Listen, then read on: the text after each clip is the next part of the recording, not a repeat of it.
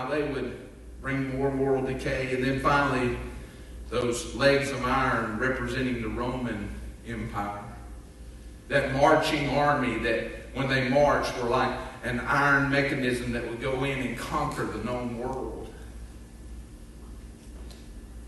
And as you notice, that statue starts out with brilliance, greatness, beauty, to where finally when you get to the end, there's nothing but clay mixed with iron, nothing that is really valuable, nothing that is pure, nothing that is really good. And may I just throw something in there as a sidebar?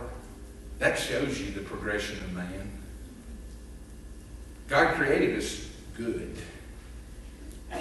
And in our sin, man has not gotten better. We have progressively gotten worse.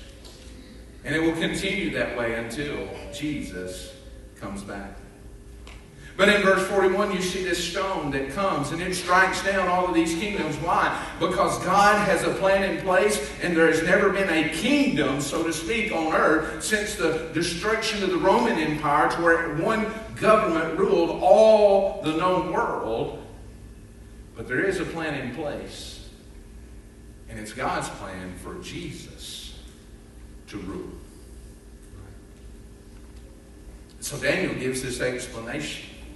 And when he gives that explanation, the king is just like, I can't believe this. Daniel has given me this interpretation even now. And he says, oh, this is so good. Why? Because in verse 46, you see what I would call how Daniel went from frustration through that revelation of what God had to the explanation he gave to the king, to where now Daniel is celebrating.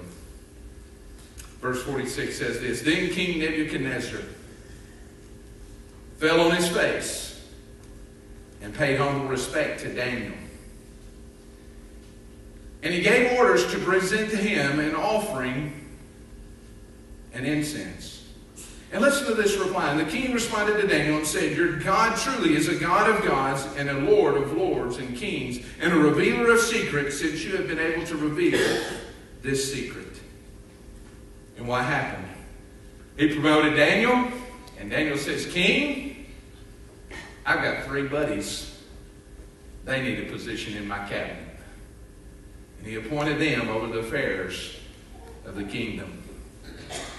And as Daniel was being promoted in that celebration and in exaltation, where kings of the known world were paying respect and humility to him, declaring that his God was the only true God, oh, there was always opposition in the background. Why? Because if you go back to verse 11.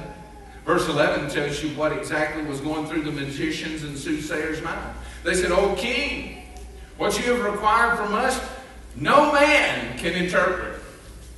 No man has the wisdom to be able to discern this. No man can lock in and come up with what is this dream and this interpretation. The only ones who could come up with this are gods. And they don't dwell among men. I'm about to have a spell. Why? The magicians were saying he was asking a question only gods could answer. But the observation of what Daniel realized was, he said, oh, it's not man that's going to come up with this solution. It's not man that's going to have the answer for all that is wrong in the world. It is only the God-man, who not only is God, but dwelt in flesh among us. But now that God lives in us. Hallelujah. That's the true God I want to worship. And by the way, his name is Jesus. Yes. Some of you are going to get happy too. Why? Because greater is he that is in me than he that is in the world. Yes. So Daniel went from frustration. God began through prayer and seeking after him to give an answer to Daniel, to where he could stand before kings and give an answer. Then in due time, God lifted him up and there was a celebration. So what do we observe from all of this? What makes it real for us? What makes it to where you can go from whatever the frustration is that you're having?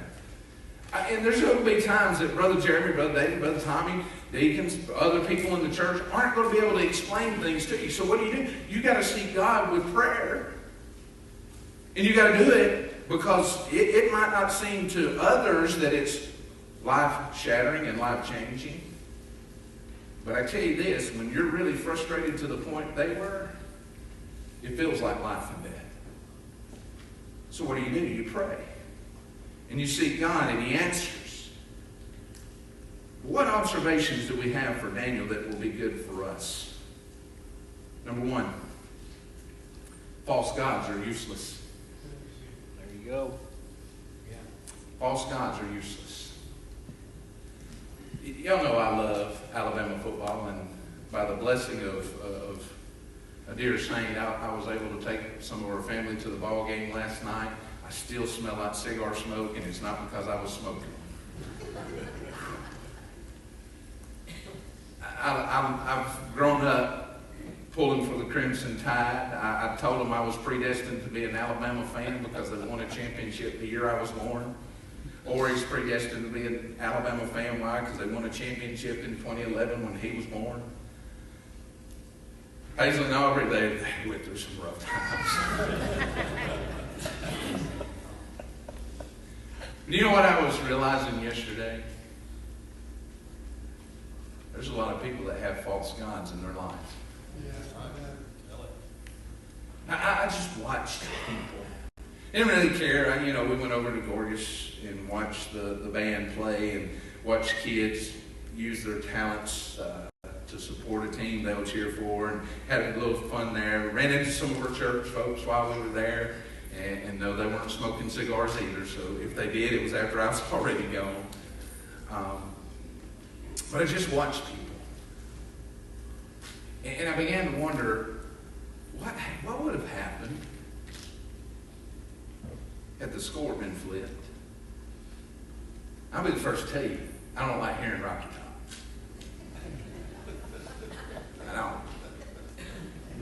I didn't even like it when Dolly Parton was singing.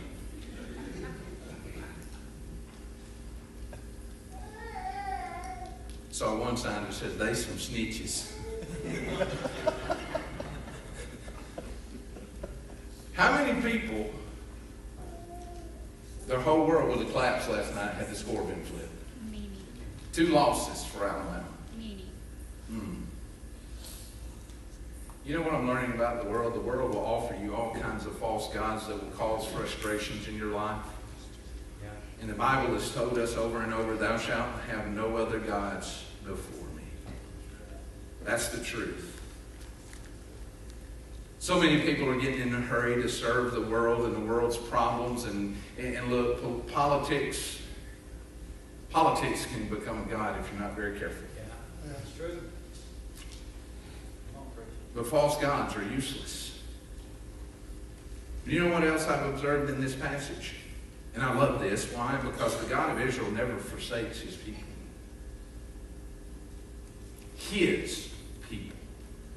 Now, what does it mean to belong to the Lord? For us in the New Testament economy, and those who are of Israel who are not Israel, those who are saved by grace through faith. Do you know who it was in the Old Testament? Those who are saved by grace through faith. There's not 2 economies of salvation. And the God of Israel will never leave and forsake those who He loves. Just like He didn't forsake Daniel, Hananiah, Ezra, and Mishael. But there's another observation that I had. False gods are useless. The God of Israel will never forsake His people. But all of history that man has gone through has been an unfolding of God's plan.